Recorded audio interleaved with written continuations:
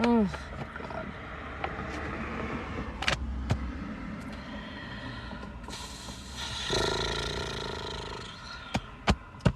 We're here.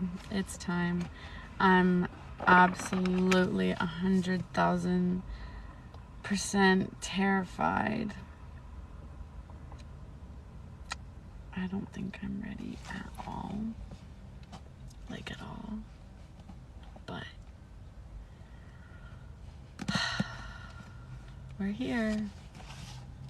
It's time. It's finally time. I'm so scared. I'm like shitting myself right now. So scared. Are you going to post your Empire of Storms reading? Yes, I am. I have been stalling because I know that uploading like a 4-hour live is going to be like very like a lengthy process, so I've been like stalling doing it, but I will be uploading it. I'm hoping I'll upload it this week. I'll just sit down and just do it. But yes, I will be uploading it. Did you guys want me to like split it up? Because it's like, it's a 4-hour live. Hold on. I want to roll my windows down, but I feel like everyone that's fishing in the lake in front of me can hear me, and so it's like it's not gonna work. It's not gonna work for me. And it's getting hot. Anyway, did y'all want me to split the live up? Because it's a 4-hour live. So, hold on. Sorry.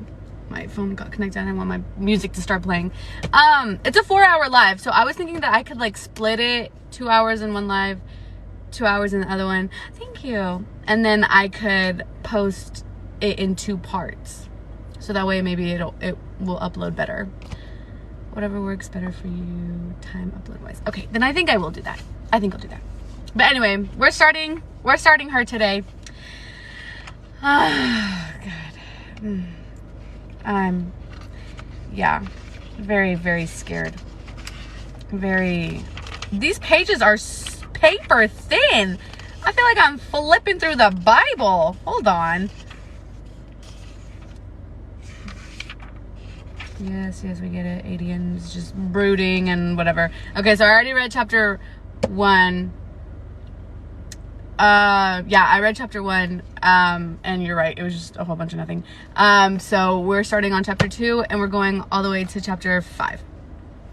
So, yes.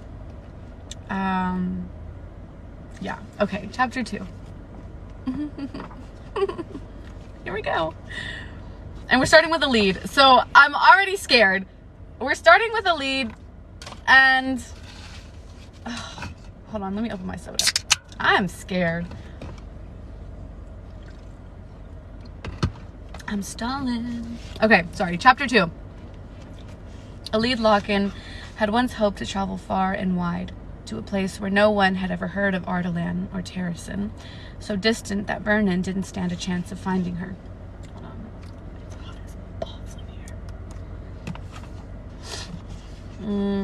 She hadn't anticipated that it might actually happen. Standing in the dusty, ancient alley of an equally dusty, ancient city in a kingdom south of Doranel, Elide marveled at the noontime bells ringing across the clear sky, the sun baking the pale stones of the buildings, the dry wind sweeping through the narrow streets between them. She'd learned the name of the city thrice now, and still couldn't pronounce it. She supposed it didn't matter. They wouldn't be here long, just as they had not lingered in any of the cities they'd swept through, or the forests or mountains or lowlands. Kingdom after kingdom, the relentless pace set by a prince who seemed barely able to remember to speak, let alone feed himself. Elide grimaced at the weathered witch leathers she still wore, her fraying gray cloak and scuffed boots, then glanced at her 2 companions in the alley. Indeed, they'd all seen better days. Any minute now, Gavriel murmured, a tawny eye on the alley's entrance. A towering dark figure blended into the scant shadows at the half-crumbling archway, monitoring the bustling street beyond. Elide didn't look too long toward that figure. She'd been unable to stomach it these endless weeks, unable to stomach him, or the unbearable ache in her chest. Elide frowned at Gavriel. We should have stopped for lunch. He jerked his chin to the worn bag sagging against the wall. There's an apple in my pack. Glancing toward the building rising above, Elide sighed and reached for the pack. rifling through the spare clothes, rope, weapons, and various supplies until she yanked out the fat red and green apple, the last of the many they'd plucked from an orchard in a neighboring kingdom. Alid wordlessly extended it to the Fey Lord. Gavriel arched a golden brow. Alid mirrored the gesture. "I can hear your stomach rumbling." Gavriel huffed a laugh and took the apple with an incline of his head before cleaning it on the sleeve of his pale jacket. "Indeed it is." Down the alley, Alid could have sworn the dark figure stiffened. She paid him no heed. Gavriel bit into the apple, his canines flashing. Adian Ash River's father. The resemblance was uncanny, though the similarities stopped at the appearance. In the brief few days she'd spent with Adian, he'd proved himself to be the opposite of the soft-spoken, thoughtful male. She'd worried, after Astrid and Vesta had left them aboard the ship they'd sailed here, that she might have made a mistake in choosing to travel with 3 immortal males, that she'd be trampled underfoot. But Gavriel had been kind from the start, making sure Alid ate enough and had blankets on frigid nights, teaching her to ride the horses they'd spent precious coin to purchase because Alid wouldn't stand a chance of keeping up with them on foot, ankle or no. And for the times when they had to lead their horses over rough terrain, Gavriel had even braced her leg with his magic, his power a warm summer breeze against her skin. She certainly wasn't allowing Lorcan to do so for her. She would never forget the sight of him crawling after Maeve once the Queen had severed the blood oath, crawling after Maeve like a shunned lover, like a broken dog, desperate for its master. She didn't have to read him like that. She didn't have to go in on him like that. Aelin had been brutalized, their very location betrayed by Lorcan to Maeve, and still he tried to follow, right through the sand still wet with Aelin's blood. Gavriel ate half the apple and offered Alid the rest. "You should eat too." She frowned at the bruised purple beneath Gavriel's eyes. Beneath her own, she had no doubt. Her cycle, at least, had come last month, despite the hard travel that burned up any reserves of food in her stomach. That had been particularly mortifying, to explain to 3 warriors who could already smell the blood that she needed supplies, more frequent stops. She hadn't mentioned the cramping that twisted her gut, her back, and lashed on her thighs. She'd kept writing, kept her head down. She knew they would have stopped. Even Rowan would have stopped to let her rest. But every time they paused, Alid saw that iron box, saw the whip, shining with blood, as it cracked through the air, heard Aelin screaming. She'd gone so Alid wouldn't be taken, had not hesitated to offer herself in Alid's stead. The thought alone kept Alid astride her mare. Those few days had been made slightly easier by the clean strips of linen that Gavriel and Rowan provided, undoubtedly from their own shirts. Lorcan did that. When they'd cut them up, she had no idea. Alid bit into the apple, savoring the sweet, tart crispness. Rowan had left some coppers from a rapidly dwindling supply on stump to account for the fruit they'd taken. Soon they'd have to steal their suppers, or sell their horses. A thumping sounded from behind the sealed windows a level above, punctuated with muffled males shouting. "Do you think we'll have better luck this time?" Alid asked quietly. Gavriel studied the blue-painted shutters, carved in an intricate lattice work. "I have to hope so." Luck had indeed run thin these days. They'd had little since that blasted beach in Ilwi, when Rowan had felt a tug in the bond between him and Aelin, the mating bond, and had followed its call across the ocean. Yet, when they'd reached these shores after several dreadful weeks on storm-wild waters, there had been nothing left to track. No sign of Maeve's remaining armada, no whisper of the Queen's ship, the Nightingale, docking in any port, no news of her returning to her seat in Doranel. Rumors were all they'd had to go on, hauling them across mountains piled deep with snow, through dense forests and dried-out plains, until the previous kingdom, the previous city, the packed streets full of revelers out to celebrate Samhain, to honor the gods when the veil between worlds was thinnest.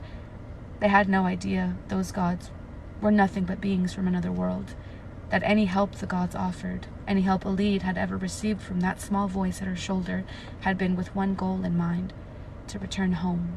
Pawns. That's all Alid and Aelin and the others were to them. It was confirmed by the fact that Alid had not heard a whisper of Anith's guidance since that horrible day in Ilwi, only nudges during the long days, as if they were reminders of her presence, that someone was watching. that, should they succeed in their quest to find Aelin, the young queen would still be expected to pay the ultimate price to those gods. If Dorian Havillard and Man in Blackbeak were able to recover the third and final word key, if the young king didn't offer himself up as a sacrifice in Aelin's stead. So Elide endured those occasional nudges, refusing to contemplate what manner of creature had taken such an interest in her, in all of them. Elide had discarded those thoughts as they'd combed through the streets, listening for any whisper of Maeve's location. The sun had set, Rowan snarling with each passing hour that yielded nothing, as all other cities had yielded nothing. Elide had made them keep strolling the merry streets, unnoticed and unmarked. She had reminded Rowan each time he flashed his teeth that there were eyes in every kingdom, every land, and if word got out that a group of Fae warriors was terrorizing cities in their search for Maeve, surely it would get back to the Fae Queen in no time. Night had fallen, and in the rolling golden hills beyond the city walls, bonfires had kindled. Rowan had finally stopped growling at the sight, as if they had tugged on some thread of memory, of pain. But they'd passed by a group of Fae soldiers out drinking, and Rowan had gone still, had sized the warriors up in that cold, calculating way that told Elide he'd crafted some plan. When they ducked into an alley, the Fae prince had laid it out in stark, brutal terms. A week later, and here they were. The shouting grew in the building above. Elide grimaced as the cracking wood overpowered the ringing city bells. Should we help? Gavriel ran a tattooed hand through his golden hair, the names of warriors who had fallen under his command. He'd explained when she'd finally dared to ask last week. He's almost done. Indeed, even Lorcan now scowled with impatience at the window above Elide and Gavriel. As the noon bells finished pealing, the shutters burst open. Shattered was a better word for it, as two Fae males came flying through them. One of them, brown-haired and bloodied, shrieked while he fell. Prince Rowan Whitethorn said nothing while he fell with him. I'm nervous. While he held his grip on the male, teeth bared. Elide stepped aside, giving them ample space while they crashed into the pile of crates in the alley, splinters and debris soaring.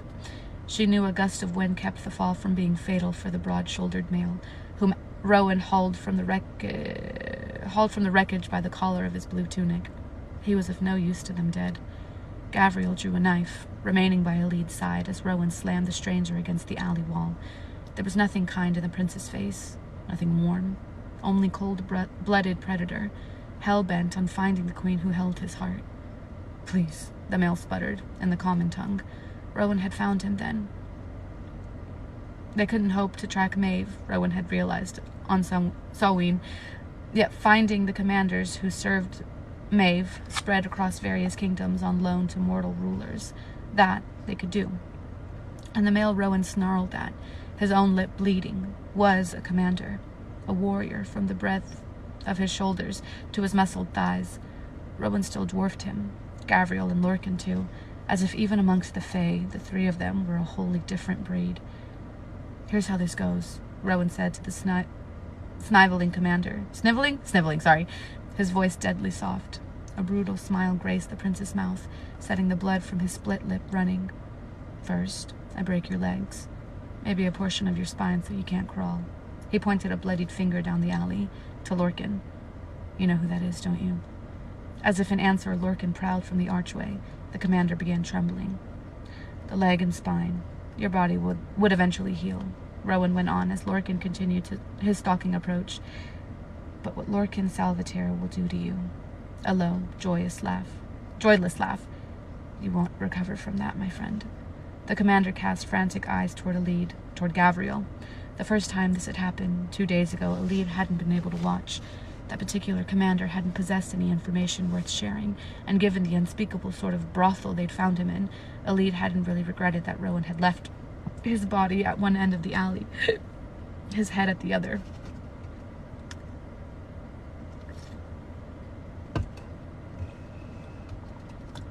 But today, this time, watch, see, a small voice hissed in her ear.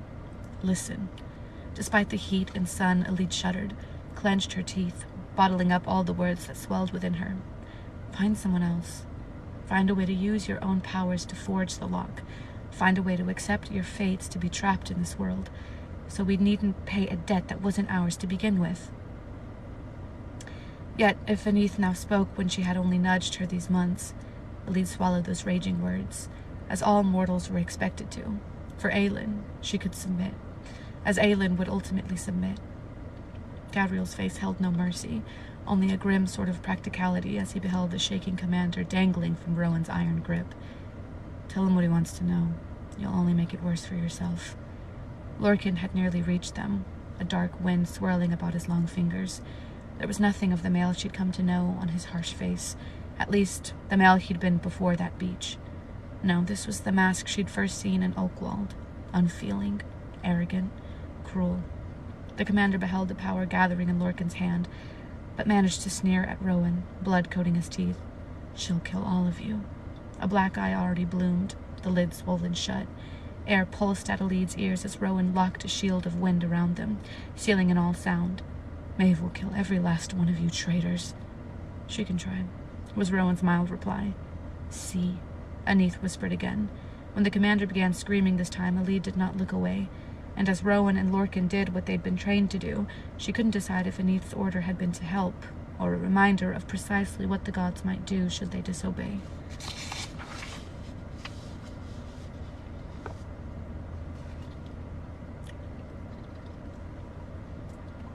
Chapter 3. The staghorns were burning, and Oakwald with them. The mighty, ancient trees were little more than charred husks, ash thick as snow raining down. Embers drifted on the wind, a mockery of how they had once bobbed in her wake like fireflies, while she'd run through the Beltane bonfires. So much flame, the heat smothering, the air itself singeing her lungs. You did this. You did this. You did this. The crack of dying trees groaned the words, cried them. The world was bathed in fire. Fire, not darkness. Motion between the trees snared her attention. The Lord of the North was frantic, mindless with agony, as he galloped toward her, as smoke streamed from his white coat, as fire devoured his mighty antlers. Not the immortal flame held between them on her own sigil, the immortal flame of the sacred stags of Terrasen, and of Mala Firebringer before that, but true, vicious flames. The Lord of the North thundered past, burning, burning, burning. She reached a hand toward him, invisible and inconsequential, but the proud stag plunged on, screams rising from his mouth. Such horrible, relentless screams, as if the heart of the world were being shredded. She could do nothing when the stag threw himself into a wall of flame, spread like a net between two burning oaks. He did not emerge. The white wolf was watching her again. We're back in the trenches. We are back in the trenches. I don't have my hood. I couldn't find my hoodie. I think it's dirty. But I do, however, have my plushie. So we'll be good. I don't need him yet, though. I'm sure I will need him within the coming sentences, but I don't need him right now. All right. The white wolf was watching her again. Aelin Ash River, Whitethorn, Galathinius. Whitethorn? Whitethorn? Damn. Here I go, I'm about to cry. Ran an ironclad finger over the rim of the stone altar on which she lay, as much movement as she could manage. Kareen had left her here this time, had not bothered moving her to the iron box against the adjacent wall. A rare reprieve, to wake not in darkness, but in flickering firelight. The braziers were dying, beckoning in the damp cold that pressed to her skin, to whatever wasn't covered by the iron. She'd already tugged on the chains as quietly as she could, but they held firm. They'd added more iron. On her, starting with the metal gauntlets. She did not remember when that was, where that had been. There had only been the box then, the smothering iron coffin. She had tested it for weakness over and over, before they'd sent that sweet-smelling smoke to knock her unconscious. She didn't know how long she'd slept after that. When she'd awoken here, there had been no more smoke. She tested it again then, as much as the irons would allow, pushing with her feet, her elbows, her hands against the unforgiving metal. She didn't have enough room to turn over, to ease the pain of the chains digging into her, chafing her. The lash wounds etched deep into her back had vanished, the ones that had cleaved her skin to the bone. Or had that been a dream too? She had drifted into memory, into years of training in an assassin's keep, into lessons where she'd been left in chains in her own waist until she figured out how to remove them. But she'd been bound with that training in mind. Nothing she tried in the cramped dark had worked. The metal of the glove scraped against the dark stone, barely audible over the hissing braziers, the roaring river beyond them, wherever they were. Her and the wolf. Fenris. No chains bound him. None were needed. Maeve had ordered him to stay, to stand down, and so he would. For long minutes they stared at each other. Aelin did not reflect on the pain that had sent her into unconsciousness, even as the memory of cracking bones set her foot twitching. The chains jangled, but nothing flickered where agony should have been rampant. Not a whisper of discomfort in her feet. She shut out the image of how that male, Corinne, had taken them apart, how she'd screamed until her voice had failed. It might have been a dream, one of the endless horde that hunted her in the blackness, a burning stag fleeing through the trees, hours on this altar, her feet shattered beneath ancient tools, a silver-haired prince whose very scent was that of home. They blurred and bled, until even this moment, staring at the white wolf lying against the wall across from the altar might be a fragment of an illusion. Aelin's fingers scratched along the curved edge of the altar again.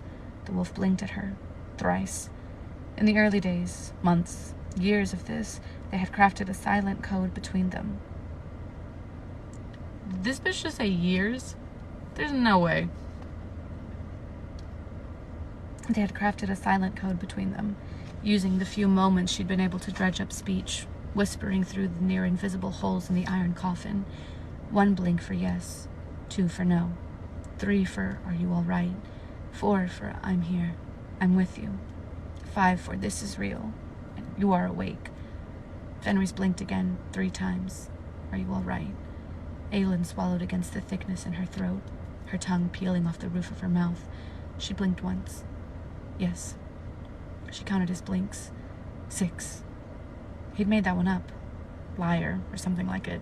She refused to acknowledge that particular code. She blinked once again. Yes. Dark eyes scanned her. He'd seen everything, every moment of it. If he were permitted to shift, he could tell her what was fabricated and what was real, if any of it had been real. No injuries ever remained when she awoke. No pain, only the memory of it. Of Corinne's smiling face as he carved her up over and over. He must have left her on the altar because he meant to return soon. Aelin shifted enough to tug on the chains. The mask's lock digging into the back of her head. The wind had not brushed her cheeks, or most of her skin, and she didn't know. What wasn't covered in iron was clad in a sleeveless white shift that fell to mid-thigh, leaving her legs and bare arms for Corinne's menstruations. There were days, memories of even that shift being gone, of knives scraping over her abdomen, but whenever she awoke, the shift remained intact, untouched, unstained. Fenris's ears perked, twitching, all the alert Aelin needed. She hated the trembling that began to coil around her bones as strolling footsteps scuffed beyond the square room and the iron door into it, the only way in. No windows. The stone hall she sometimes glimpsed beyond was equally sealed. Only the sound of water entered this place. It surged louder as the iron door unlocked and groaned open. She willed herself not to shake as the brown-haired male approached. Awake so soon? I must not have worked you hard enough. That voice. She hated that voice above all others. Crooning and cold. He wore a warrior's garb, but no warrior's weapons hung from the belt on his slim waist. Corinne noted where her eyes fell and patted the heavy hammer dangling from his hip. So eager for more. There was no flame to rally to her. Not an ember. He stalked to the small pile of logs by one brazier and fed a few to the dying fire. It swirled and crackled, leaping upon the wood with hungry fingers. Her magic didn't so much as flicker and answer. Everything she ate and drank through the small slot in the mask's mouth was laced with iron. She'd refused it at first, had tasted the iron and spat it out. She'd gone to the brink of dying from lack of water when they forced it down her throat. Then they'd let her starve until she broke and devoured whatever they put in front of her, iron or no. She did not often think about that time. that weakness. How excited Corrine had grown to see her eating, and how much he raged when it still did not yield what he wanted. Corrine loaded the other brazier before snapping his fingers at Fenris. "You may see to your needs in the hall and return here immediately." As if a ghost hoisted him up, the enormous wolf padded out. Maeve had considered even that, granting Corrine power to order when Fenris ate and drank, when he pissed. She knew Corrine deliberately forgot sometimes. The canine... Oh.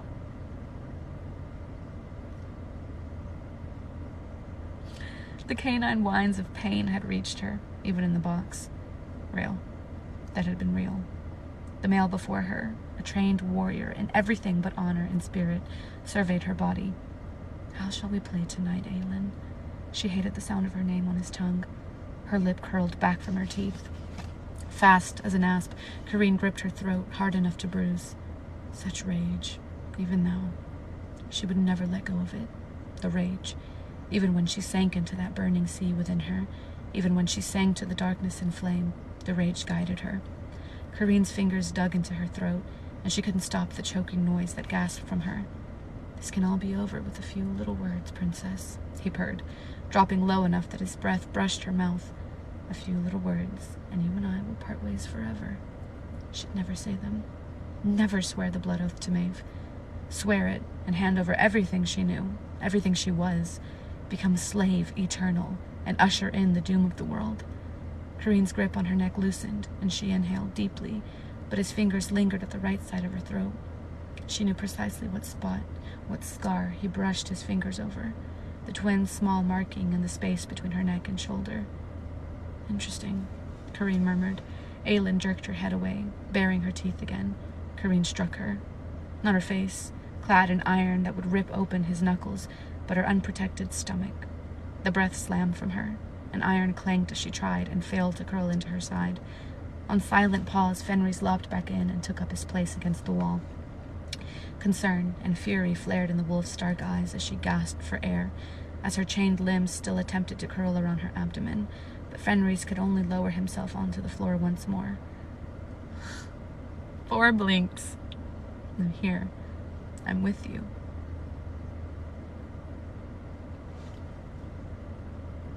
Oh my god.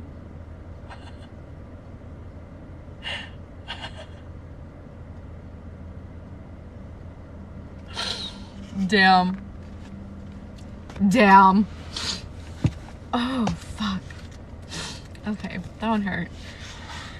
Corrine didn't see it, didn't remark on her one blink in reply as he smirked at the tiny bites on her neck, sealed with the salt from the warm water of Skull's Bay. Rowan's marking. A mate's marking. She didn't let herself think of him too long. Not as Corrine thumbed free that heavy-headed hammer and weighted in his broad hands.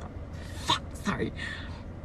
If it wasn't for Maeve's gag order, the male mused, surveying her body like a painter assessing an empty canvas, I'd put my own teeth in you, see if Whitethorn's marking holds up then. Dread coiled in her gut. She'd seen the evidence of what their long hours were here summoned from him. Her fingers curled, scraping the stone as if it were Corrine's face. Oh, he's disgusting. Corrine shifted the hammer to one hand. "This will have to do, I suppose." He ran his other hand down the length of her torso, and she jerked against the chain's proprietary touch. He smiled. So responsive. Ew. He gripped her bare knee, squeezing gently. "We started at the feet earlier. Let's go higher this time." Aelin braced herself, took plunging breaths that would bring her far away from here, from her body. She'd never let them break her, never swear that blood oath. For Terrasen, for her people, whom she had left to endure their own torment for 10 long years. She owed them this much. Deep, deep, deep she went, as if she could outrun what was to come, as if she could hide from it. The hammer glinted in the firelight as it rose over her knee, Corrine's breath sucking in, anticipation and delight mingling on his face. Fenris blinked over and over and over. "I'm here. I'm with you." It didn't stop the hammer from falling, or the scream that shattered from her throat. Oh my god.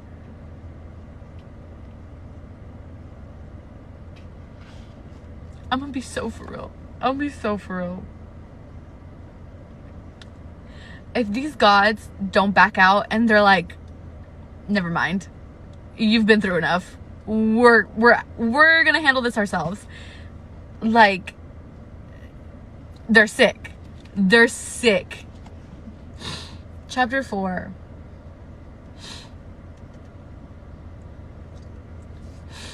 Chapter 4. This camp has been abandoned for months. Manon turned from the snow-crusted cliff where she'd been monitoring the western edge of the White Fang Mountains toward the wastes. Asterin remained crouched over the half-buried remnants of a fire pit, the shaggy goat pelt slung over her shoulders. Hold on. Ruffling in the frigid wind. Our second went on. No one's been here since early autumn.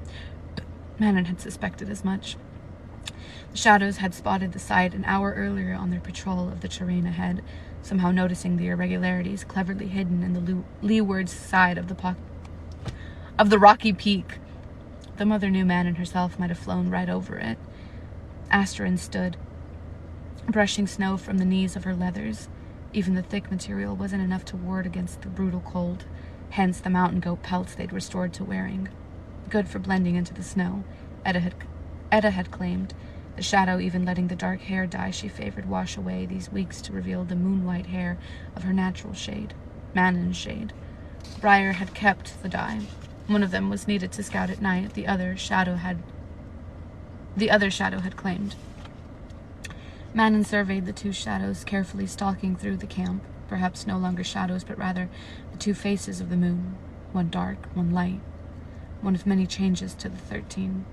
Manon blew out a breath, the wind tearing away the hot puff. They're out there, Asterin murmured, so the others might not hear from where they gathered by the overhanging boulder that shielded them from the wind. 3 camps, Manon said in equal quiet, all long abandoned. We're hunting ghosts. Asterin's gold hair ripped free of its braid, blowing westward, toward the homeland they might very well never see. The camps are proof they're flesh and blood. Ghislaine thinks they might be from the late summer hunts. They could also be from the wild men of these mountains, though Manon knew they weren't. She'd hunted enough Crochans during the past 100 years to spot their style of making fires, their neat little camps. All the 13 had, and they'd all tracked and killed so many of the wild men in the White Fangs earlier this year on Erwin's behalf that they knew their habits too. Asterin's gold-flecked black eyes fell on that blurred horizon. We'll find them. Soon. They had to find at least some of the Crochans soon. Manon knew they had methods of communicating, scattered as they were, ways to get out a call for help, a call for aid. Time was not on their side. It had been nearly 2 months since that day at the... 2 months since that day on the beach in Ilwi, since she'd learned the terrible cost that the Queen of Terrasen must pay to put an end to this madness, the cost that another with Malice bloodline might also pay, if need be. Manon resisted the urge to glance over her shoulder to where the King of Ardalan stood amongst the rest of her 13, entertaining Vesta by summoning flame, water, and ice to his cupped palm. A small display of a terrible, wondrous magic. He set 3 whirls of the elements lazily dancing around each other, and Vesta arched an impressed brow. Manon had seen the way the red-haired sentinel looked at him, had noted that Vesta wisely refrained from acting on that desire. Manon had given her no such orders, though, hadn't said anything to the 13 about what exactly the human king was to her. Nothing, she wanted to say. Someone as unmoored as she, as quietly angry, and as pressed for time. Finding the third and final word key had provided futile, whatever. The 2 the king carried in his pocket offered no guidance, only their unearthly reek. Where Erwin kept it, they had not the faintest inkling. To search Morath or any of his other outposts would be suicide. So they'd set aside their hunt, after weeks of fruitless searching, in favor of finding the Crochans. The king had protested initially, but yielded. His allies and friends in the north needed as many warriors as they could muster, finding the Crochans. Manon wouldn't break her promise.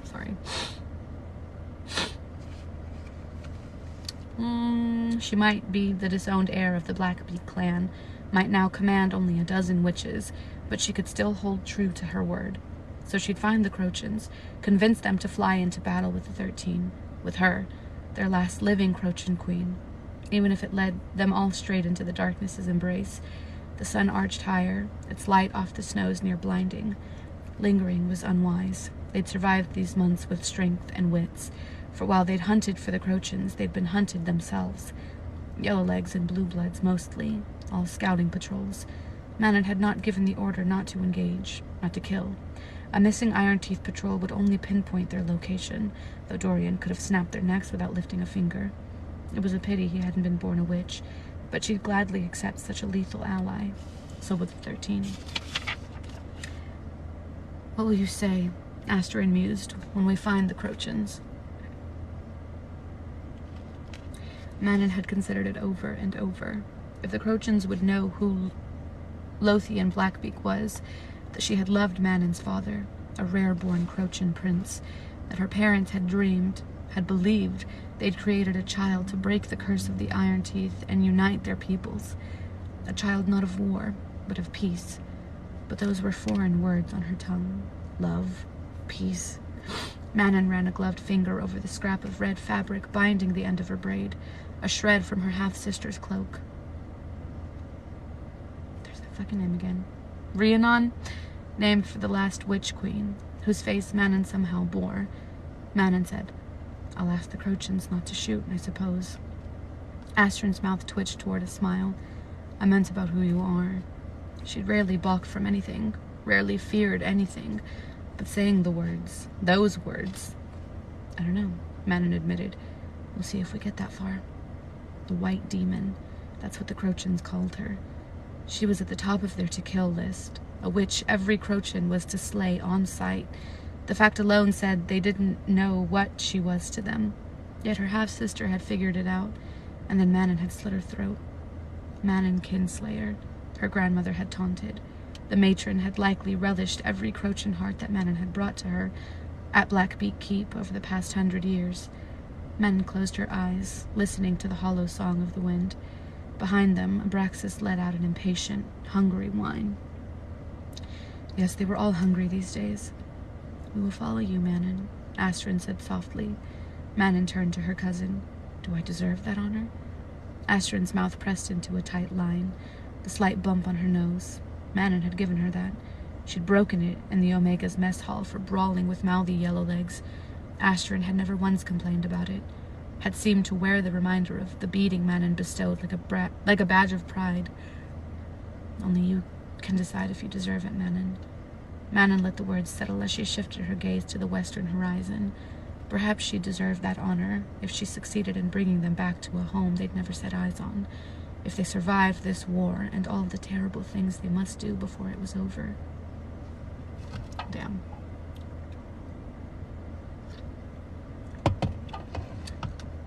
It was no easy thing to slip away from 13 sleeping witches and their wyverns, but Dorian Havillard had been studying them, their watches, who slept deepest, who might report seeing him walk away from their small fire, and who would keep their mouths shut.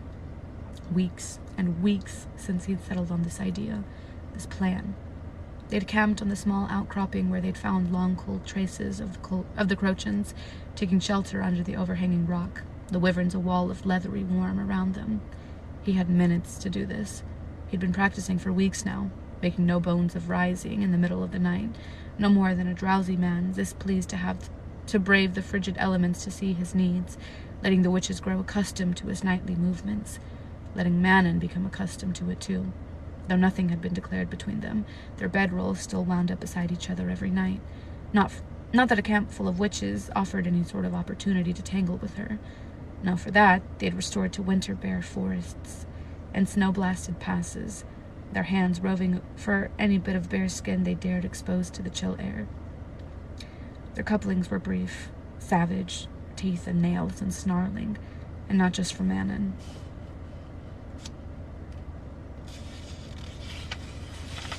Damn.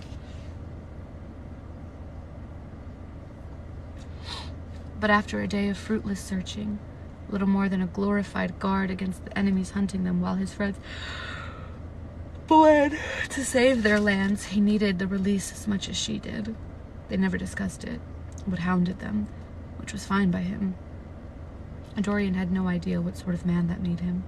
Most days, if he was being honest, he had felt little for months, save for those stolen, wild moments with Manon, and save for the moments when he trained with the 13, and a blunt sort of rage drove him to keep swinging his sword, keep getting back up when they knocked him down.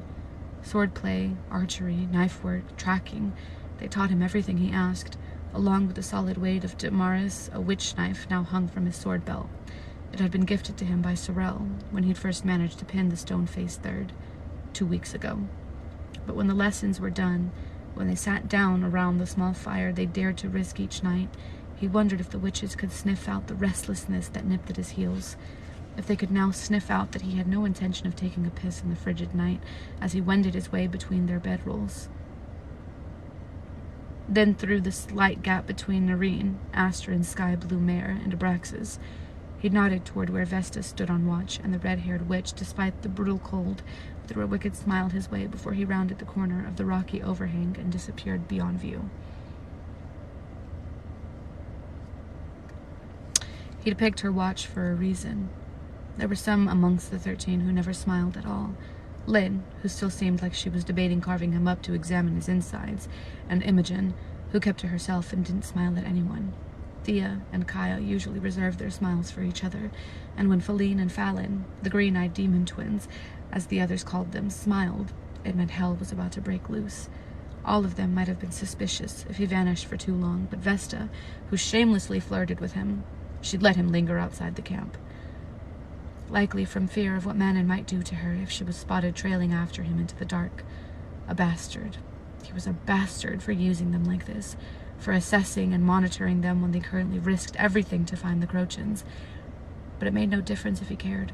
About them, about himself, he supposed. Caring hadn't done him any favors. Hadn't done Sorsha any favors. And it wouldn't matter once he gave up everything to seal the word gate. God damn it. Damaris was a weight at his side, but nothing compared to the 2 objects tucked into the pocket of his heavy jacket. Mercifully, he swiftly learned to drown out their whispering, their otherworldly beckoning, most of the time. None of the witches had questioned why he'd so easily persuaded to give up the hunt for the 3rd word key. He'd known better than to waste his time arguing, so he'd planned, and let Manon believe him to be content in his role to guard them with his magic.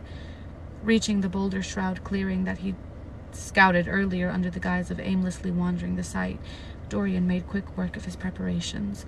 He had not forgotten a single movement of Aylin's hands in Skull's Bay, when she'd smeared her blood on the floor at her room in the Ocean Rose. But it was not Elena whom he'd planned to summon with his blood. When the snow was red with it, he'd made sure that the wind was still blowing its scent away from the witch camp. Dorian unsheathed Damaris and plunged it into the circle of word marks, and then waited. His magic was a steady thrum through him, the small flame he dared to conjure enough to heat his body, to keep him from shivering to death while the minutes passed. Ice had been the first manifestation of his magic. He supposed that should give him some sort of preference for it, or at least some immunity. He had neither. And he'd decided that if they survived long enough to endure the scorching heat of summer, he'd never complain about it again. He'd been honing his magic as best he could during these weeks of relentless, useless hunting. None of the witches possessed power, not beyond the yielding, which they'd told him could... Oh my god. Sorry. There's too much descriptive stuff going on and I'm zoning out. None of the witches... Hold on. None of the witches possessed power, not beyond the yielding, which they told him could only be summoned once, to terrible and devastating effect. But the 13 watched with some degree of interest while Dorian kept up with the lessons Rowan had started. Ice, fire, water, healing, wind. With the snows, attempting to coax life from the frozen earth had proved impossible. But he still tried. The only magic that always leapt at his summons remained that invisible force, capable of snapping bone, that the witches liked best, especially since it made him their greatest line of defense against their enemies. Death. That was a gift. Or that was his gift, sorry. All he seemed able to offer those around him. He was a little better than his father in that regard. The flame flowed over him, invisible and steadying. They hadn't heard a whisper of Aelin or Rowan and their companions, not one whisper of whether the queen was still Maeve's captive. He had been willing to yield everything to save Terrasen, to save all of them. He could do nothing less. Aelin certainly had more to lose. A mate and husband who loved her, a court who followed her into hell, a kingdom long awaiting her return. And all he had was an unmarked grave for a healer no one would remember.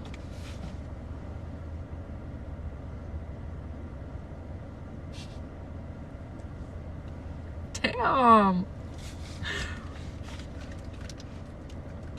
A broken empire and a shattered castle. Dorian closed his eyes for a moment, blocking out the side of the glass castle exploding, the sight of his father reaching for him, begging for forgiveness. A monster. The man had been a monster in every possible way, had sired Dorian while possessed by a Valg demon. What did it make him? His blood ran red, and the Valg prince who'd infested Dorian himself had delighted on feasting on him, on making him enjoy all he'd done while collared. But did it still make him fully human? Blowing out a long breath, Dorian opened his eyes. A man stood across the snowy clearing. Gavian. What the fuck? Dorian bowed low. Gavian.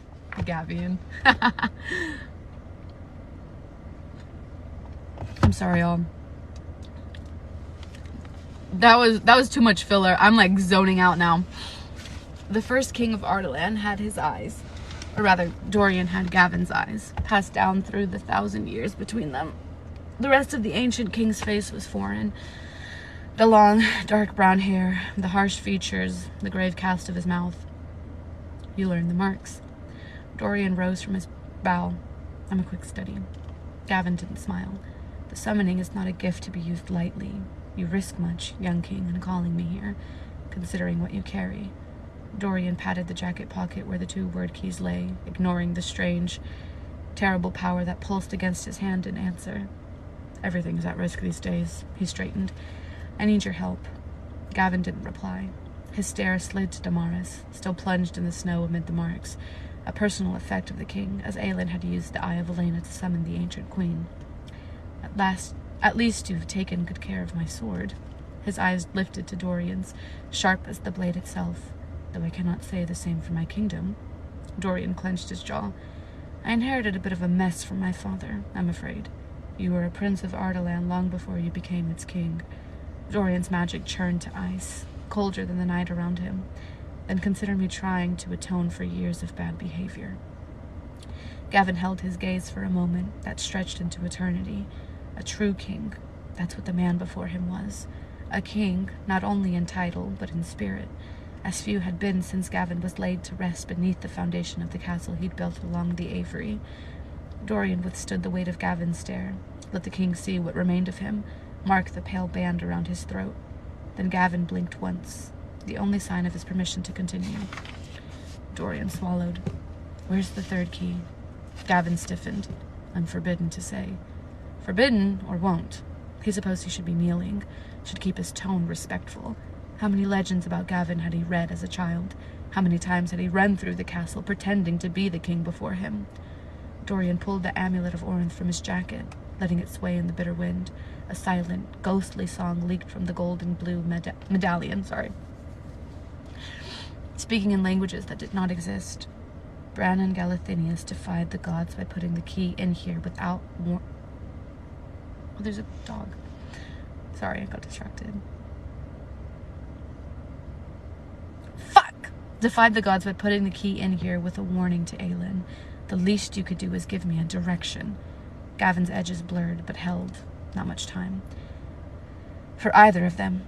Bran and Galathinius was an arrogant bastard. I've seen what interfering with the gods' plans brings about. It will not end well. Your wife, not the gods, brought this about.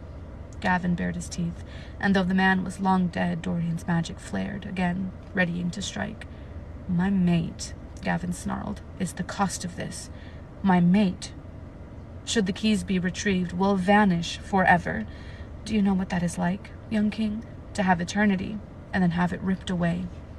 Dorian didn't bother to reply. You don't wish me to find the third key because it will mean the end of Elena. This motherfucker. Gavin said nothing. Dorian let out a growl. Countless people will die if the keys aren't put back in the gate. He shoved the amulet of Orinth back into his jacket and once again ignored the otherworldly hum pulsing against his bones. You can't be that selfish. Gavin remained silent, the wind shifting his dark hair, but his eyes flickered, just barely. Tell me where, Dorian breathed. He had mere minutes until even Vesta came looking for him. Tell me where the third key is. Your life will be forfeit too. If you retrieve the keys and forge the lock, your soul will be claimed as well. Not one scrap of you will live on in the afterworld. There's no one who would really care about that anyway. No, he's so wrong. He certainly didn't, and he'd certainly deserved that sort of end, when he'd failed so many times, with all he'd done. Gavin studied him for a long moment. Dorian held still beneath that fierce stare, a warrior who had survived the second of Erwin's wars. Elena helped Aelin, Dorian pressed, his breath curling in the space between them. She didn't balk from it, even knowing what it meant for her fate. And neither did Aelin, who will have neither a long life with her own mate, nor eternity with him, as I will not have either. His heart began thundering, his magic rising with it. And yet you would run from it. Gavin's teeth flashed. Erwin could be defeated without sealing the gate. Tell me how, and I will find a way to do it. Yet Gavin fell silent again, his hands clenching at his sides. Dorian snorted softly. If you knew, it would have been done long ago. Gavin shook his head, but Dorian plunged ahead. Your friends died battling Erwin's hordes. Help me avoid this same fate for my own.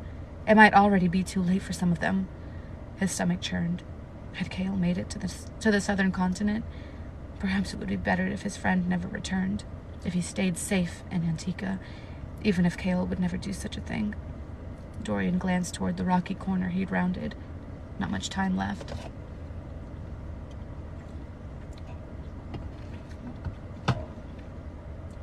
And what of Ardalan? Gavin demanded. You would leave it kingless. The question said enough of Gavin's opinion regarding Holland. This is how you would atone for years spent idling as its crown prince. Dorian took the verbal blow. It was nothing but truth, dealt by a man who had served its nameless god. Does it really matter anymore? Ardalan was my pride. It is no longer worthy of it, Dorian snapped. It hasn't been for a long, long time. Perhaps it deserves to fall into ruin. Gavin angled his head. The words of a reckless, arrogant boy. Do you think you're the only one who has endured loss? And yet your own fear of loss makes you choose one woman over the fate of the world. If you had the choice, you're a woman or Aurelia, would you have chosen any differently? Sorscha or the world? Oh, there's a truck parked next to me. The question rang hollow. Some of the fire within him banked, yet Dorian dared to say, you delude yourself about the path ahead, yet you served the God of truth. Hold on. What the fuck is this old man want? Hold on. Why is he parking right next to me?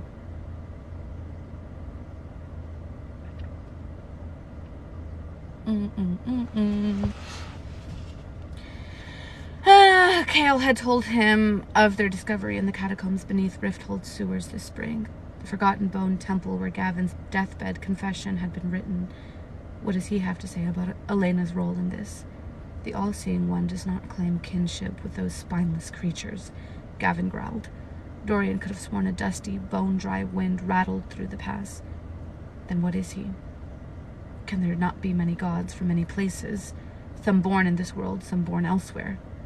It's a question to debate at another time, Dorian ground out. We're not at war. He took a long breath. Another one. Please, he breathed. Please help me save my friends. Help me make it right. It was all he really had left, this task. Gavin again watched him, weighed him. Dorian withstood it, let him read whatever truth was written on his soul. Pain clouded the king's face. Pain and regret. Do you have tint? I do not. I do want some, though. Just to make it a little bit darker.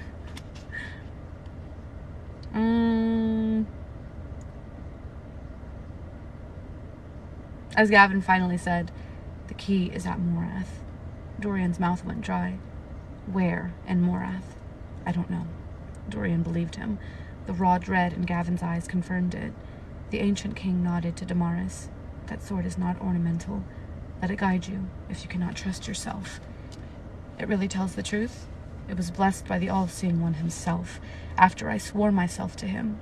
Gavin shrugged, a half-tamed gesture, as if the man had never really left the wilds of Ardalan where he'd risen, from war leader to high king. You'll still have to learn for yourself what is truth and what is lie. But Damaris will help me find the key at Morath, to break into Erwin's stronghold, where all those collars were made. Gavin's mouth tightened. I cannot say, but I will tell you this. Do not venture toward Morath just yet, until you are ready. I'm ready now.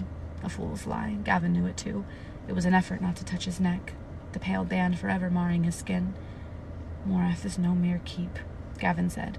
It is a hell, and it is not kind to reckless young men. Dorian stiffened, but Gavin went on. You will know when you are truly ready. Remain at this camp, if you can convince your companions. The path will find you here. Gavin's edges warped further, his face turning murky. Dorian dared a step forward. Am I human? Gavin's sapphire eyes softened, just barely. I'm not the person who can answer that. And then the king was gone.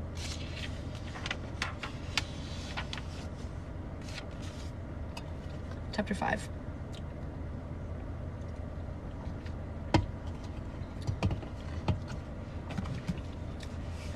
The commander in the alley had claimed his latest orders had been dispatched from Doranel. None of them knew whether to believe him. Sitting around a tiny fire in a dusty field on the outskirts of a ramshackle city, the blood long since washed from his hands, Lorcan Salvater again mulled over the logic of it. Had they somehow overlooked the simplest option, for Maeve to have been in Doranel this entire time, hidden from her subjects? But that commander had been lying filth. He'd spat in Lorcan's face before they'd ended it. The other commander they'd found today, however, after a week of hunting him down at the nearest seaport, had claimed he'd received orders from a distant kingdom they'd searched 3 weeks ago, in the opposite direction of Doranel. Lorcan toed at the dirt. None of them felt like speaking since the commander this afternoon had contradicted the first claim. Doranel is Maeve's stronghold, Elide said at last, her steady voice filling the heavy quiet. Simple as it is, it would make sense for her to bring Aelin there. Whitethorn only stared into the fire. He hadn't washed the blood from his dark gray jacket. It would be impossible, even for Maeve, to keep her hidden in Doranel, Lorcan countered. We would have heard about it by now. He wasn't sure when he'd last spoken to the woman before him. She hadn't balked from how he'd broken Maeve's commanders. She'd cringed during the worst of it, yes, but she'd listened to every word Rowan and Lorcan had wrung from them. Lorcan supposed she'd seen worse at Morath. Hated that she had. Hated that her monster of an uncle still breathed. But that hunt would come later, after they found Aelin, or whatever remained of her. Elide's eyes grew cold. So cold, as she said. Maeve managed to conceal Gavriel and Fenris from Rowan in Skulls Bay, and somehow hid and spirited away her entire fleet. Lorcan didn't reply. Elide went on, her gaze unwavering. Maeve knows Doranel would be the obvious choice.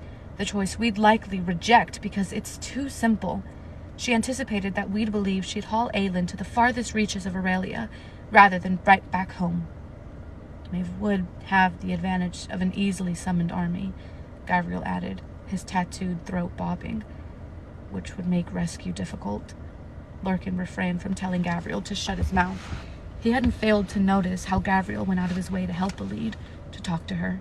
And yes, some small part of him was grateful for it, since the gods knew she wouldn't accept any sort of help from him. Hellas damn him. He'd had to resort to giving his... The next sentence that I'm going to read is going to make me cry.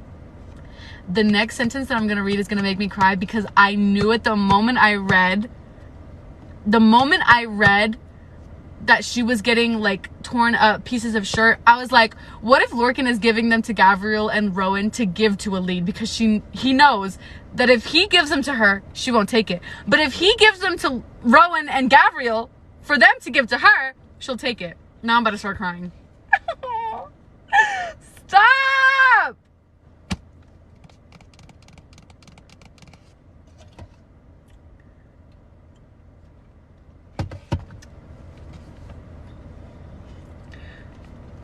Hellas damn him. He'd had to resort to giving his cut-up shirt to Alid's Hold on. Oh, sorry. I skipped a page. To Whitethorn and Gavriel to hand to her for her cycle.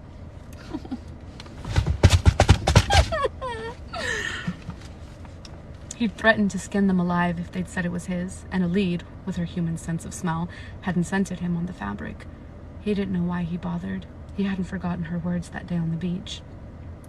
I hope you spend the rest of your miserable, immortal life suffering. I hope you spend it alone. I hope you live with regret and guilt in your heart and never find a way to endure it. Her vow, her curse, whatever it had been, held true. Every word of it. He'd broken something precious beyond measure.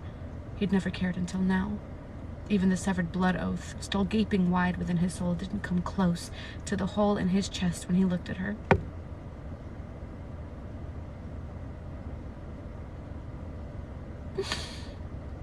Please stop, it hurts. She'd offered him a home in Parenth, knowing he'd be a dishonored male, offered him a home with her. But it hadn't been Maeve's sundering of the oath that had rescinded that offer. It had been a betrayal so great he didn't know how to fix it.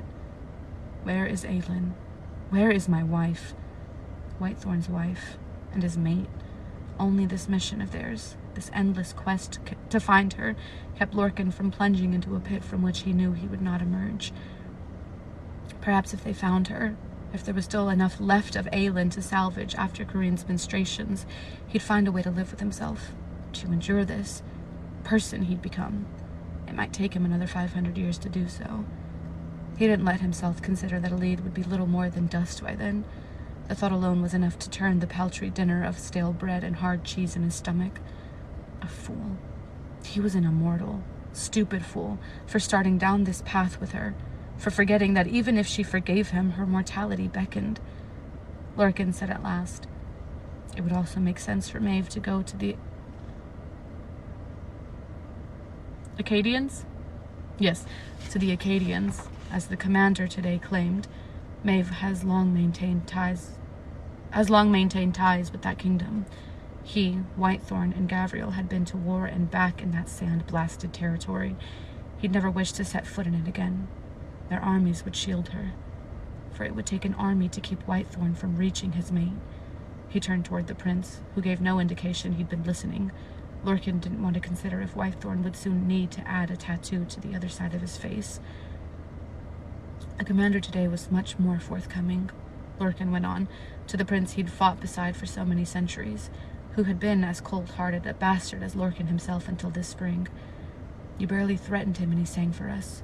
The one who claimed Maeve was in Doranel was still sneering by the end. I think she's in Doranel, Alid cut in, and Heath told me to listen that day.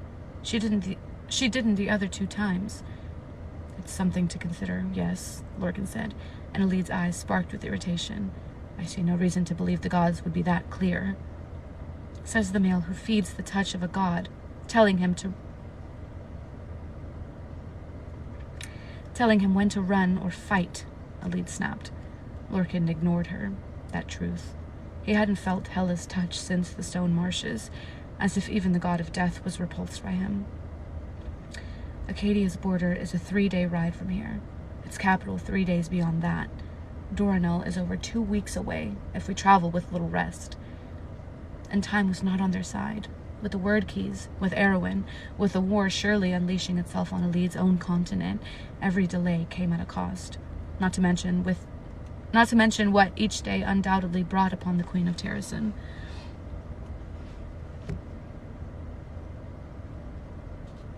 Alid opened her mouth, but Lorcan cut her off. and then to arrive in Maeve's stronghold exhausted and hungry, we won't stand a chance. Not to mention that with the veiling she can wield, we might very well walk right past Aelin and never know it. Elid's nostrils flared, but she turned to Rowan. The call is yours, Prince. Not just a prince, not anymore.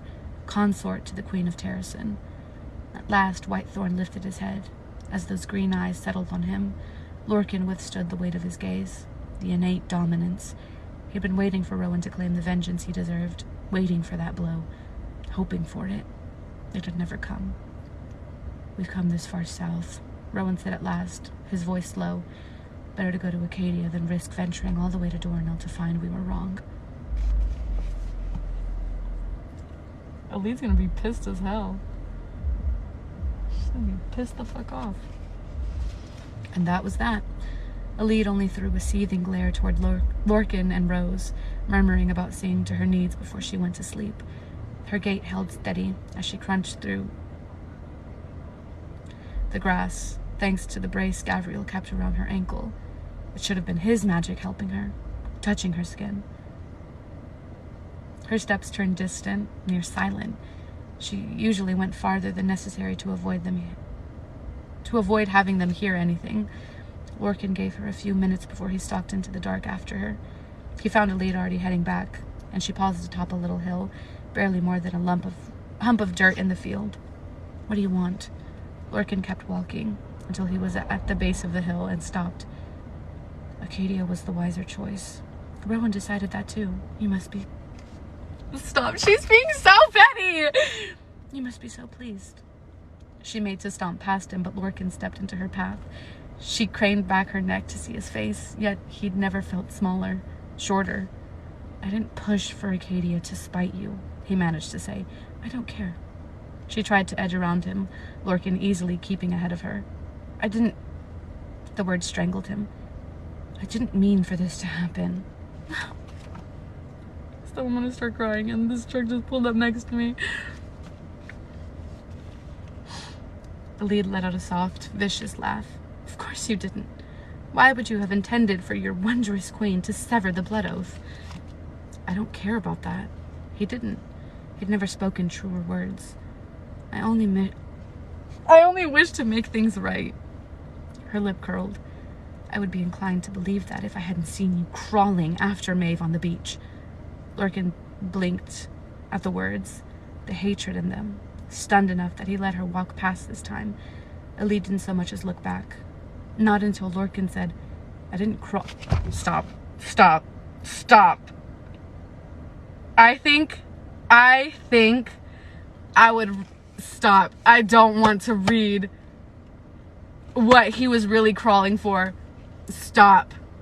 I didn't crawl after Maeve. She halted, hair swaying. Slowly, she glanced over her shoulder, imperious and cold as the stars overhead. I crawled. His throat bobbed. Who did he crawl for? I crawled after Aelin. Ah! No! That's even worse!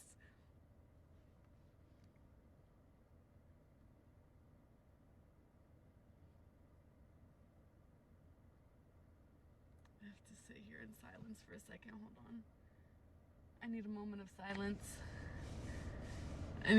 silence.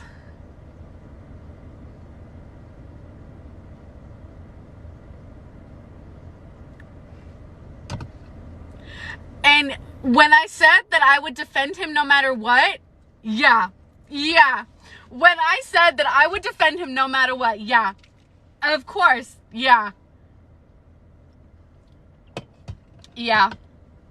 And this is why, because my man can do no wrong. Even when the odds are put against him, he can do no wrong.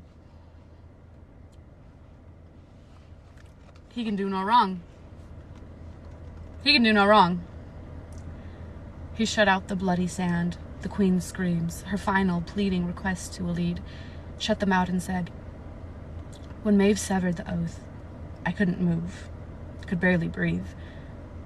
Such agony that Lorcan couldn't imagine what it would be like to sever the oath on his own, without bidding. It was not the sort of pain one walked away from.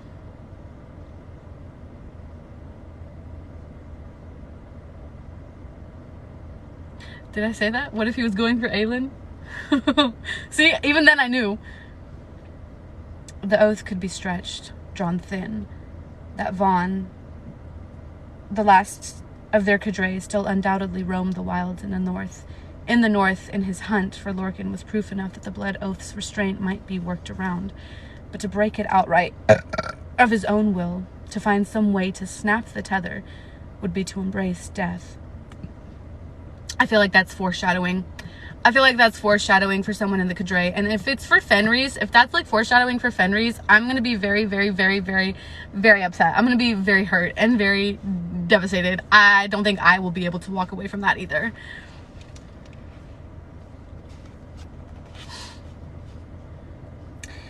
He'd wondered during these months if he should have just done that. Lorcan swallowed. I tried to get to her. To Aelin.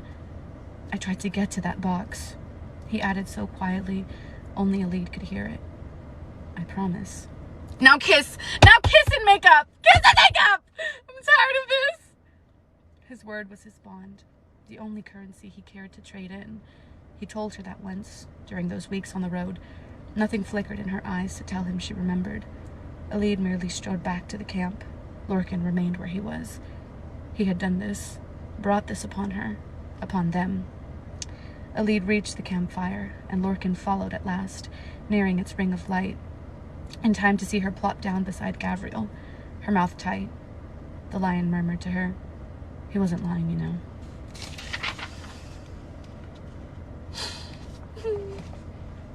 Lorcan clenched his jaw, making no attempt to disguise his footsteps. If Gavriel's ears were sharp enough to have heard every word of their conversation, the lion certainly knew he was approaching, and certainly knew better than to shove his nose in their business. Yet Lorcan still found himself scanning Elide's face, waiting for her answer. And when she ignored both the lion and Lorcan, he found himself wishing he hadn't spoken at all.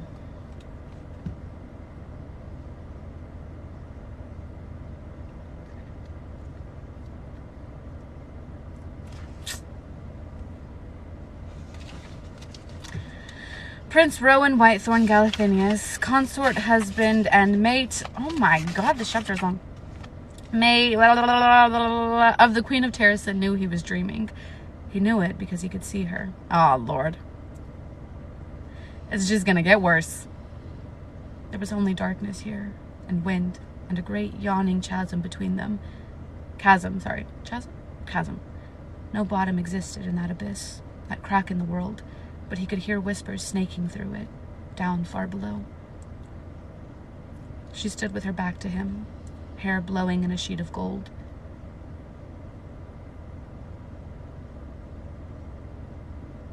Fuck! Sorry, I keep getting distracted. Longer than he'd seen it the last time. He tried to shift, to fly over the chasm. His body's innate magic ignored him, locked in his fey body, the jump too far. He could only stare toward her, breathe in her scent, jasmine,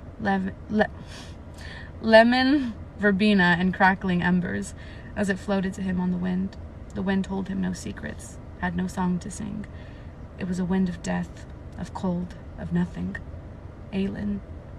He had no voice here, but he spoke her name, threw it across the gulf between them. Slowly, she turned to him. It was her face, or it would be in a few years, when she settled, but it wasn't the slightly older features that knocked the breath from him. It was the hand on her rounded belly. She stared toward him, hair still flowing. Behind her, 4 small figures emerged. Rowan fell to his knees. The tallest, a girl with golden hair and pine-green eyes, solemn-faced and as proud as her mother. The boy beside her, nearly her height, smiled at him, warm and bright, his ash river eyes near glowing beneath his cap of silver hair. The boy next to him, silver-haired and green-eyed, might as well have been Rowan's twin, and the smallest girl, clinging to her mother's leg, a fine-bonded, silver-haired child, little more than a babe, her blue eyes harking back to a lineage he didn't know.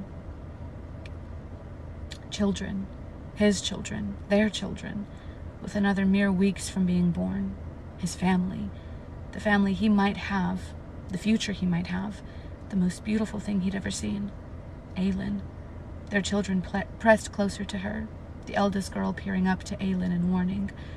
Rowan felt it then, a lethal, mighty black wind sweeping for them. He tried to scream, tried to get off his knees, to find some way to them, but the wind roared in, ripping and tearing everything in its path.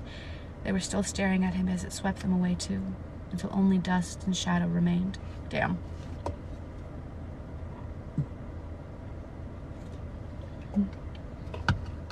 That's a lot of fucking kids. Rowan jerked awake, his heart a frantic beat as his body bellowed to move, to fight. But there was nothing and no one to fight here, in this dusty field beneath the stars.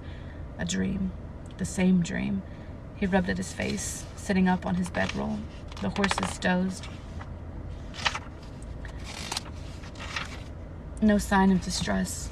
Gabriel kept watch in mountain lion form just beyond the light of the fire, his eyes gleaming in the dark. Alid and Lorcan didn't stir from their heavy slumber. Rowan scanned the position of the stars. Only a few hours until dawn, and then to Acadia, to that land of scrub and sand.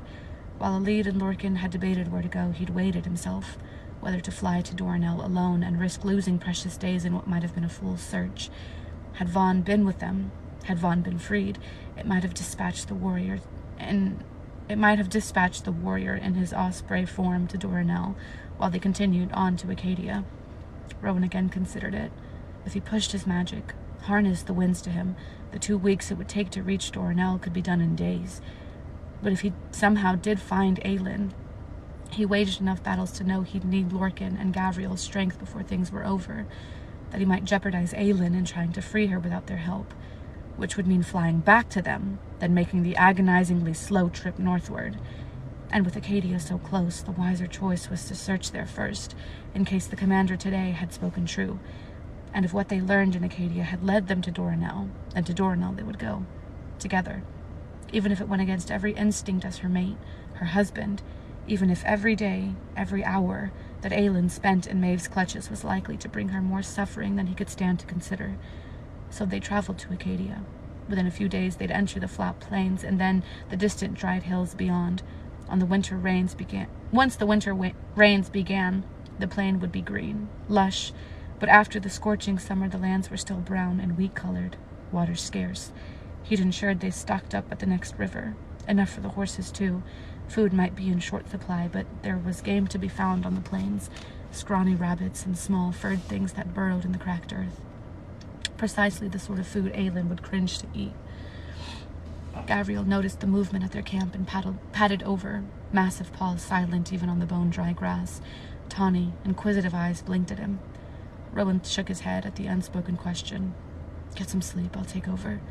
Gavriel angled his head in a gesture Rowan knew meant, "Are you all right?" Strange. It was still strange to work with the lion, with Lorcan, without the bonds of Maeve's oath binding them to do so. To know that they were here by choice. What it now made them, Rowan wasn't entirely certain. Rowan ignored Gavriel's silent inquiry and stared into the dwindling fire. "Get some rest while you can." Gavriel didn't object as he prowled to his bedroll and plopped onto it with a feline sigh. Rowan suppressed the twinge of guilt. He'd been pushing them hard. They hadn't complained, hadn't asked him to slow the grueling pace he'd set. He'd felt nothing in the bond since that day on the beach. Nothing. She wasn't dead, because the bond still existed, yet it was silent. He'd puzzled over it during the long hours they'd traveled during his hours on watch. Even the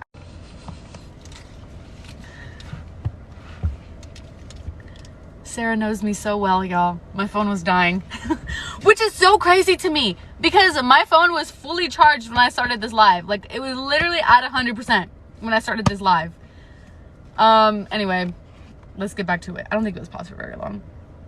Gently, he set the blade before him, staring into the ruby in the center of its hilt, the stone smoldering in the firelight. Aylin had felt the arrow he'd received during the fight with Manon at Themis's temple. Enough of a jolt that she'd known in that moment that they were mates. Yet he hadn't felt anything at all that day on the beach. He had a feeling he knew the answer, knew that Maeve was likely the cause of it, the damper on what was between them. She'd gone into his head to trick him into thinking Lyria was his mate, had fooled the very instincts that made him a fey male. It wouldn't be beyond her powers to find a way to stifle what was between him and Aelin, to keep him from knowing that she'd been in such danger, and now to keep him from finding her. But he should have known. About Aelin. Shouldn't have waited to get the wyverns and the others. Should have flown right to the beach and not wasted his precious minutes. Mate. His mate. He should have known about that too.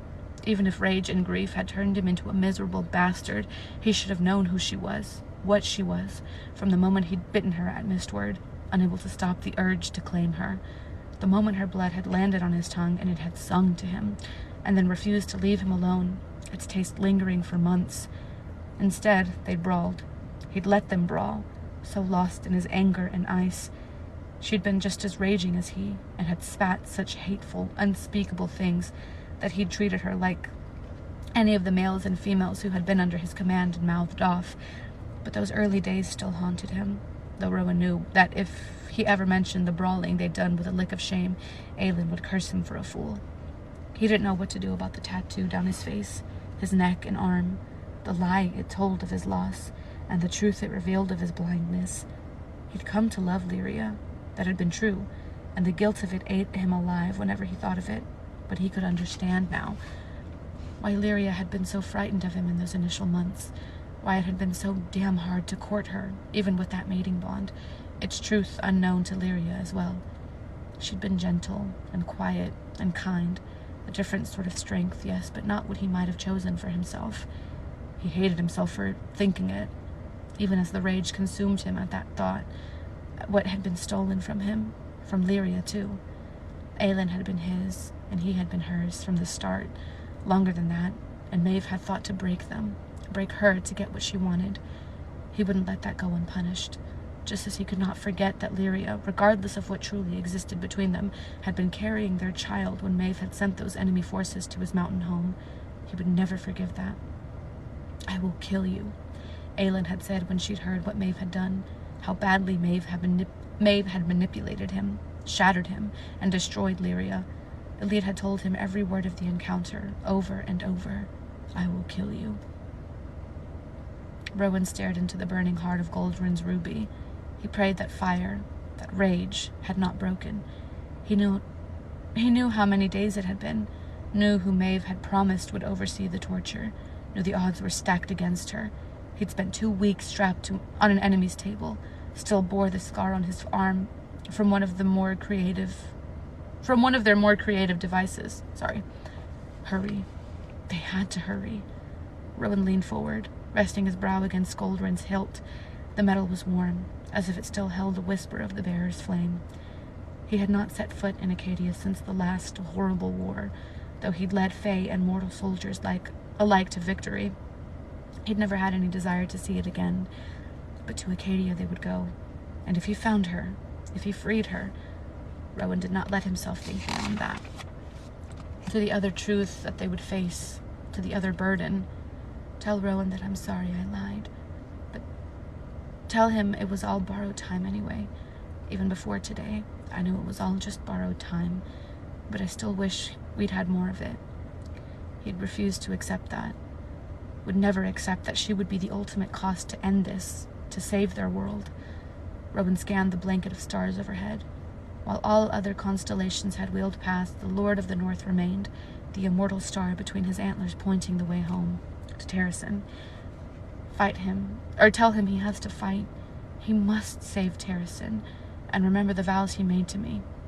Time was not on their side, not with Maeve, not with the war unleashing itself back on their own continent, but he had no intention of returning without her, parting request or no, regardless of the oaths he'd sworn upon marrying her to guard and rule Terrasen. And tell him thank you for walking that dark path with me back to the light. It had been his honor. From the very beginning it had been his honor, the greatest of his immortal life. An immortal life they would share together, somehow. He'd allow no other alternative. Rowan silently swore it to the stars. He could have sworn the Lord of the North flickered in response. Damn. Oh, my neck. My neck's all cramped.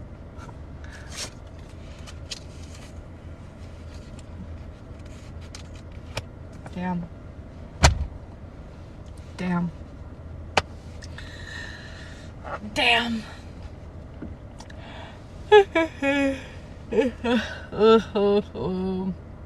Well,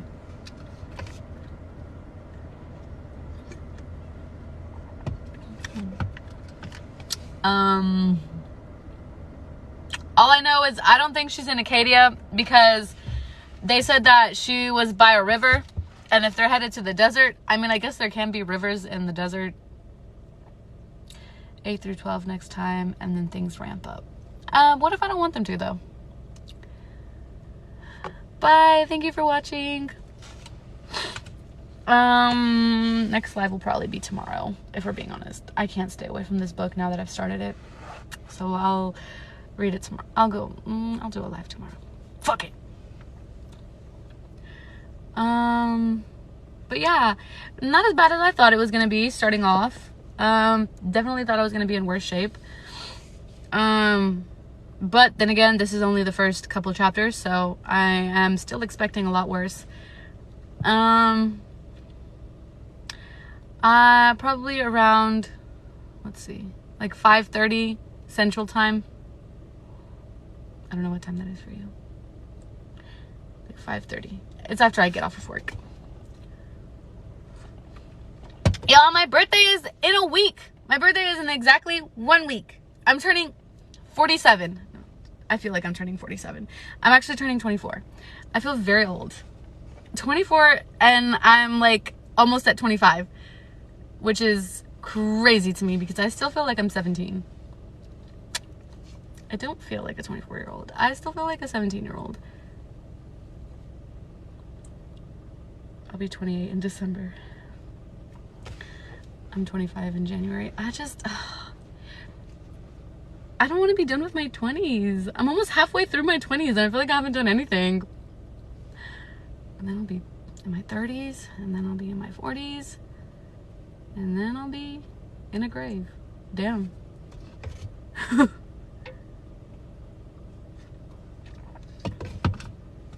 I'm still a 27-year-old teenager. I felt that. The 35-year-old doesn't want to hear it. I'm sorry. No, I don't mean it like that. It's just weird to think about me getting older when I still feel like I'm a kid. Like, it's weird when people ask me, how old are you? And I tell them, well, I'm 24, but I still feel like I'm like 17. You said death at 40. And it's even crazier because, like, if you would have asked 17-year-old me, like, how I would be doing at 24, I would have told y'all that I probably wouldn't be alive, which is crazy. Not to, like, turn the tides here, but, like, for someone who didn't think that they were going to live past 18, like, it's kind of wild to think of me, like, getting old.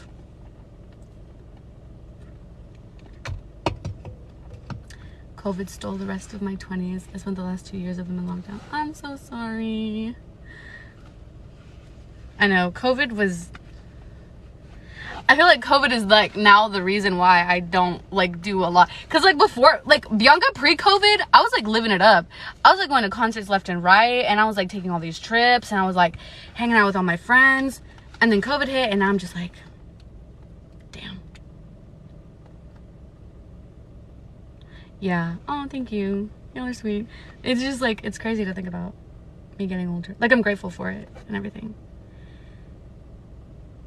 It's just crazy to think about where I was a few years ago.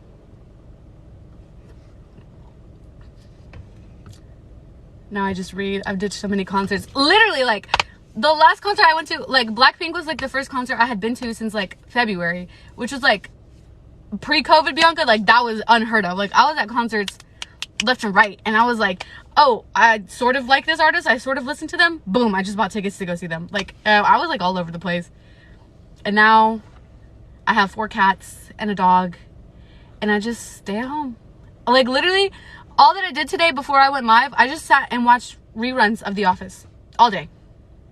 And that's, like, a good day for me. And there's, like, days when I'm like, maybe I should get up and do something. But at the same time, like, I'm comfortable and I enjoy being here doing this. And it's just, like, and, like, I go to concerts now sometimes, but it's not, like, all the time. Also, I'm finally putting my foot down with my job. I'm telling her on Monday that I want to go back to part-time because I hate working until 4:15 every day. Like I literally, like my mornings go by so fast, and then the afternoons I literally hate every second that I'm at work. And I'm gonna start really pushing it with school and going to school, like enrolling in more classes, because like right now I kind of feel like I've just been floating and not really cutting it. So January, I'm like, also I found out, okay, so my boss, I was supposed to go to New York next week for my birthday because I was like, oh, I want to do something special for my birthday.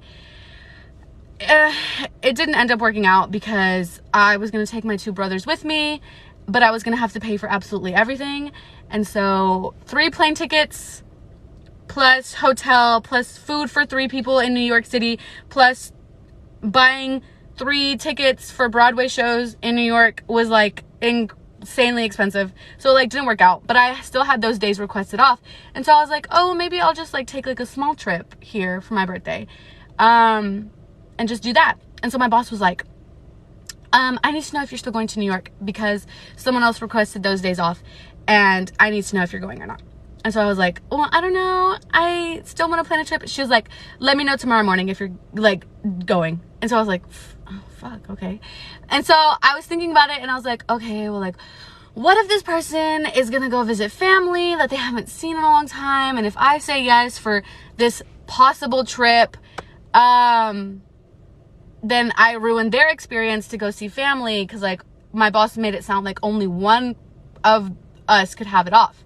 And so I felt really bad and I was just like, no, like I don't even have anything planned yet. I'm just going to tell her no and that the other person can have those days off.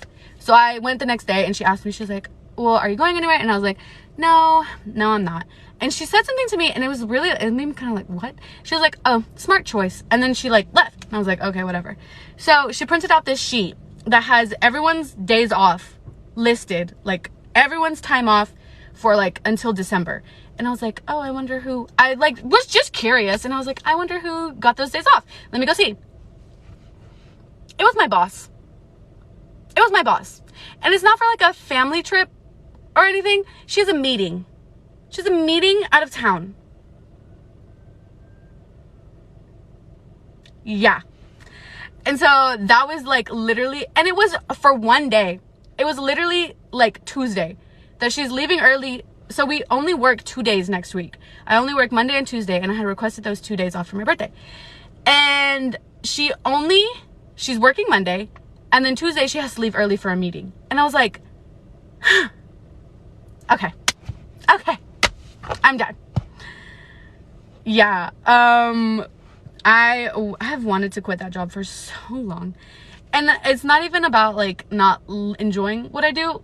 It's about that too, but just like I would be able to tolerate it if I had like a better boss. My boss, she does some shady stuff.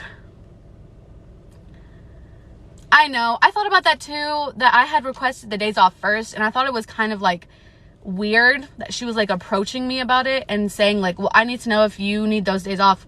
I requested them off for a reason. Like, yes, I need them off.